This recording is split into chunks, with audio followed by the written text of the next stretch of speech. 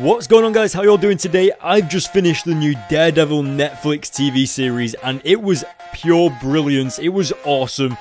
I really recommend it. If you haven't seen it yet, then go and check it out, or at least watch the first episode because everything about it is just perfect. Now, what I really like is that it also has swearing in it. Now, of course, that's not exactly a major thing, but to say that it's a superhero TV series, it kind of makes it a little bit more mature, which is awesome. It kind of reminds me of Batman, kind of, I don't know, but yeah.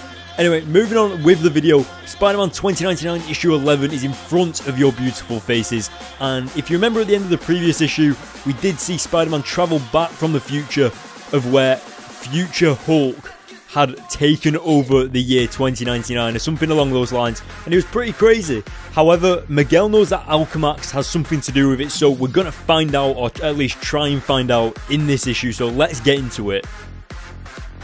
The issue kicks off with going back to Miguel's apartment in the year 2015, and as you can see, we go back to that girl called Tempest, who actually has cancer.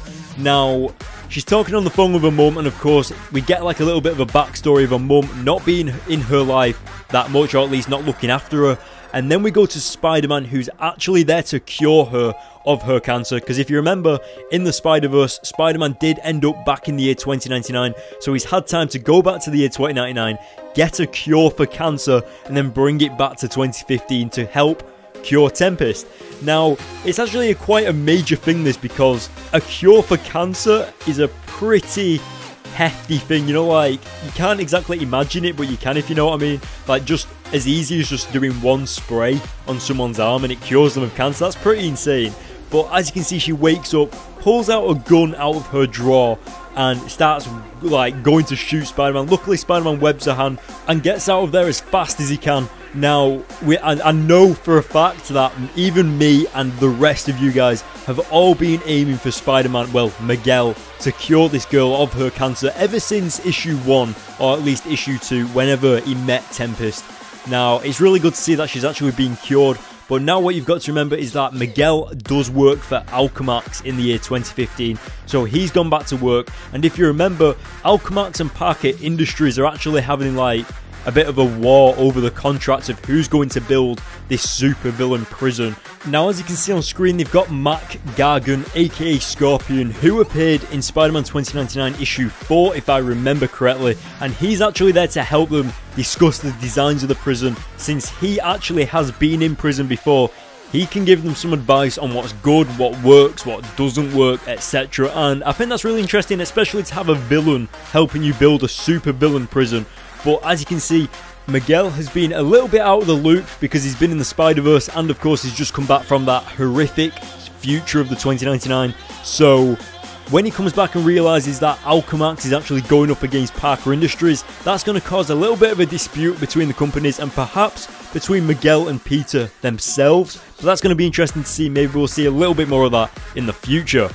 Now, as you can see on screen, 616 Spider-Man Peter Parker is fighting off against what looks to be some guy that can create portals. Now, I can't remember the villain's name, but I know that he appears in Ultimate Spider-Man issue 111.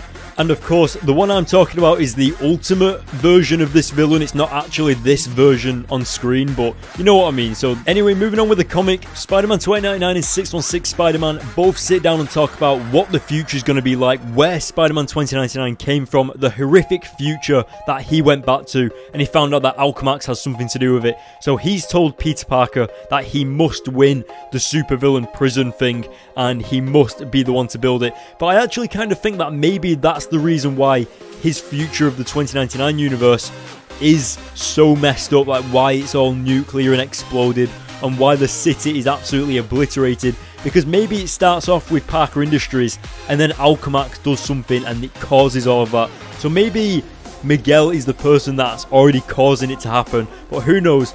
But as you can see, Miguel's gone back to Tempest to see her. Of course, she's been healed of her cancer and she's celebrating with alcohol. I mean, she's just been cured of cancer. How can you not celebrate this? But as we know, Spider-Man is the one that cured her of this cancer and she's ecstatic about it. Now, Miguel actually shows off his red eyes. Now, they are extremely sensitive to light. That's why he always wears his sunglasses, even indoors. And the red as well, which I kind of didn't know that they were red. I don't know why I didn't know that, but yeah, I didn't know. But as you can see, they have a bit of a make-out session, and then something starts to happen, something a little bit crazy. And honestly, this is probably one of the biggest twists in comics so far in the Spider-Man 2099 comics, just because it's so unexpected. She starts freaking out, she starts saying she's hungry, or something along those lines, and then she launches Miguel back away from her against the wall, and then something really, really weird starts to happen. Miguel tells his, I can't remember her name, but the hologram on his watch, to drop the holographic clothing so he can Spider-Man up and ready up for a fight that seems to be going on. I have no idea who this is, but is this like a, is this a new villain, or is it a 2099 villain? I don't know. It's kind of like, why would she turn into this? Is this a side effect of that cancer cure that was given to her, or did she have this inside her the entire time and she's now unleashed her power or something? Did she have this power of being able to turn into this villain the entire time? Who knows?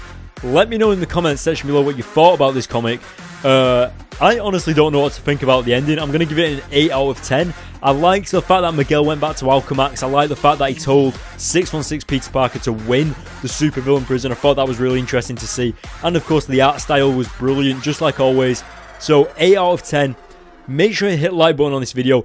Don't forget about the giveaway for Miles Morales The Ultimate Spider-Man issue 12 over on my Facebook page. If you go to my Facebook page, then you can see that giveaway. I'm actually giving away a physical copy of the comic for Miles Morales The Ultimate Spider-Man issue 12, and of course it can be signed by me if you want it to, so go over to my Facebook page and check that out. And of course, make sure you hit the subscribe button and the like button, and I'll see you guys in my next video.